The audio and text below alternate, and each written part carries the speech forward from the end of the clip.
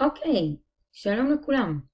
אתם כבר בתוך הגוגל קלאסרום. איזה כיף, ייי, כפיים. המורה נתנה משימה, עשיתם את המשימה, אבל עדיין רשום כאילו לא ביצעתם.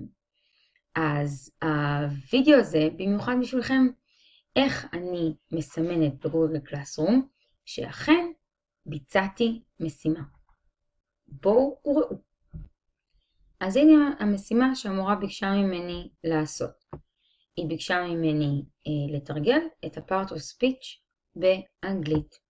היא אמרה לי, תיכנסי לקישור, תקליקי עליו, תעשי את השאלון, וזה מה שצריכה לעשות.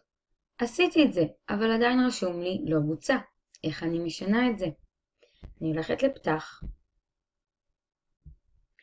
וכאן אני מסמנת סמן כבוצע. לא צירפתי עבודה עבור המטלה, כי אני לא צריכה לצרף לעבודה הזאת שום קובץ, רק עשיתי את מה שהמורה ביקשה בקישור שהיא ביקשה, ולכן אני מסמנת כבוצע. ובזה נגמר העניין. זה הכל. אז בפעם הבאה שהמורה שלכם נותנת משימה בגוגל קלאסרום, שלא צריך להגיש איתה קובץ מסוים, זה מה שאתם עושים.